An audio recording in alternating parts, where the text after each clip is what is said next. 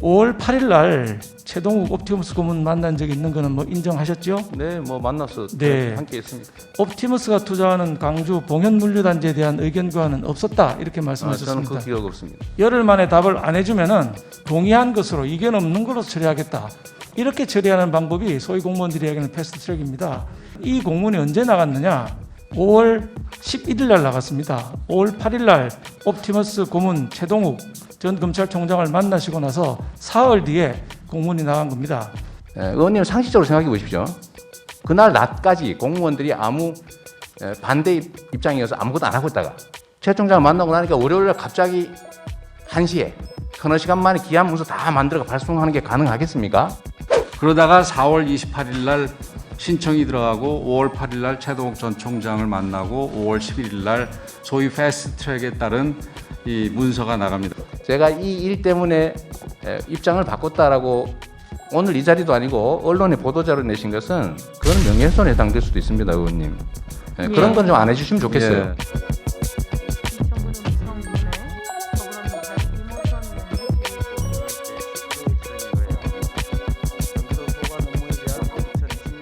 취임 이후에 지속적으로 광주 물류단지에 대해서 반대하는 의견을 계속 내셨습니다. 그렇죠? 지금도 그렇습니다. 5월 8일 날 최동욱 옵티머스 고문 만난 적이 있는 거는 뭐 인정하셨죠? 네, 뭐 만나서 네. 함께 했습니다. 옵티머스가 투자하는 광주 봉현물류단지에 대한 의견 교환은 없었다 이렇게 저는 말씀하셨습니다. 그 기억 없습니다. 맞습니까? 예. 김봉현 대표가 작성했다는 거 아까 문건 지사님 말씀하시던 문건 엉터리다 이렇게 말씀하시는데 그 내용이 이렇습니다. 5월 8일 날 해당 지역 지방 지역 지사님하고 면담을 했고 패스트트랙 진행을 확인했다. 그 다음에 인허가 시점은 9월, 예상 차익은 1,680억 원 이렇게 지금 그 문건에 기억되어 있는데 문건이 엉터리라고 아까 주장하셨습니다. 그죠? 이거 한번 보겠습니다. 이 공문을 한번 보면 수신자 한번 보십시오. 저 뭐 경기도청 내부 중앙부처에다가 그 다음에 공공기관, 민간기업까지 전부 다 저렇게 한꺼번에 보내놨습니다. 공문 내용 앞장을 한번 보시면은 열흘 만에 답을 해달라. 열흘 만에 답을 안 해주면은 동의한 것으로 이견 없는 걸로 처리하겠다. 이렇게 처리하는 방법이 소위 공무원들이 얘기하는 패스트트랙입니다. 더 중요한 것은 이 공문이 언제 나갔느냐? 5월 11일 날 나갔습니다. 5월 8일 날 옵티머스 고문 최동욱 전 검찰총장을 만나시고 나서 사흘 뒤에 공문이 나간 겁니다. 5월 8일 날 금요일이라는 겁니다. 5월 9일이 토요일, 5월 10일이 일요일, 5월 11일인 월요일 날 바로 나간 공문입니다. 사실상 최동욱 옵티머스 고문을 만난 직후에 이 공문이 발송된 것으로 볼 수가 있습니다. 지사님 광주물류센터에 대해서 반대 입장을 쭉 주지했는데 이 공문은 협의 공문은 왜 이렇게 급하게 나왔고 그 사이에 어떤 경기도 입장 변화가 있었는지 정말 궁금합니다. 17년부터 12건을 지금 진행을 하고 있는데 요거는 신청한 당일에 그 협의 문서를 전부 발송했습니다. 일률적으로. 이게 지금 12건인데 똑같이 아까 그 문서하고 똑같이 처리합니다. 그러니까 이건 뭐 요것만 그렇게 여러 기관을 동시에 처리한 건 아니라는 말씀 하나 드리고요. 승인은 도지사가 하지만 실소의 검증은 국토부 장관이 합니다. 장관의 심사를 통과했기 때문에 저희는 신청이 공식적으로 들어오면 주민 공람부터 시작해서 관계기관 협의 등등을 절차를 취할 수밖에 없어요. 2017년에는 제가 없을 때인데 그때는 두 건은 하나는 당일날 다 처리해버렸고요. 공람과 관계기관 협의를 다 끝내버렸고 중대의 경우는 일주일 7일 걸렸습니다. 그래서 그거는 사실이 아니라는 말씀 하나 드리고요. 두 번째로는 제가 최동욱 전 총장을 만난 게 이제 금요일 밤인데 금요일 저녁입니다. 의원님 상식적으로 생각해 보십시오.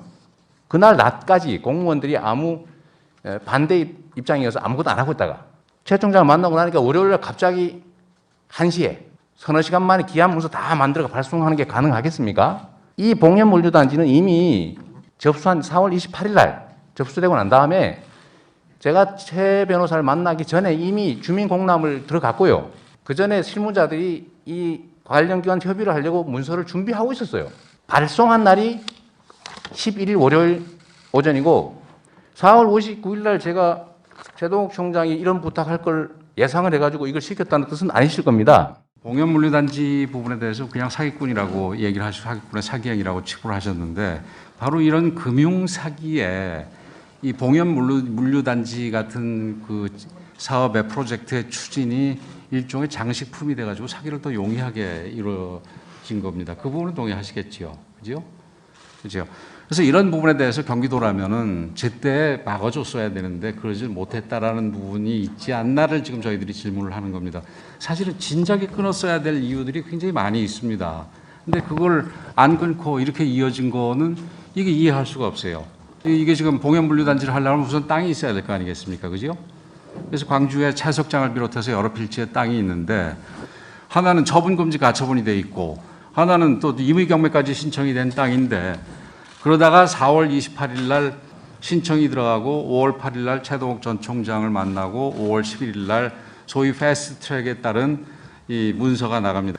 저는 최소한 이게 등기부 등본만 봤으면은 4월 신청이 들어올 때 신청 자체를 포기하게 하든지 신청이 들어왔을 때 경기도에서 잘라버렸어야 되지 이게 5월 11일 날 문서 시행할 일이 아니다라는 거지요. 패스트 트랙이란 안 빠른 정규 코스가 있는데 별도로 빠른 코스를 만든다 이런 뜻 아니겠어요. 봉현 물류단지에 대해서만 예외적으로 뭔가 절차를 취하고 빨리 해주고 다른 거는 그냥 통상 절차에 의해서 한다고 해야 패스트 트랙이라는 말이 되는 것인데 그냥 모두에게 똑같이 적용되는 행정 절차에 관한 그 간소화법을 가지고 여기만 패스트 트랙이다라고 하는 건 논리 모순이고요.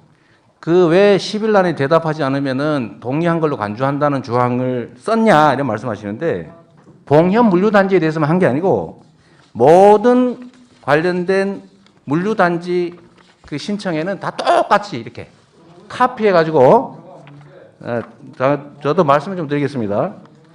다 여기다 똑같은 위치에다가요. 언제까지 안 하면 의견 없으면 간주한다. 이거 다 모든 물류단지 서류에 똑같이 씁니다. 그러니까 이걸 가지고 봉현 물류단지에 대해서 특별한 적용을 한 거 아니냐 이런 의심은 타당치 않다는 말씀드리고요. 네. 제가 이 일 때문에 입장을 바꿨다라고 오늘 이 자리도 아니고 언론에 보도자료 내신 것은 그거는 명예훼손에 해당될 수도 있습니다, 의원님. 그런 건 좀 안 해주시면 좋겠어요. 예.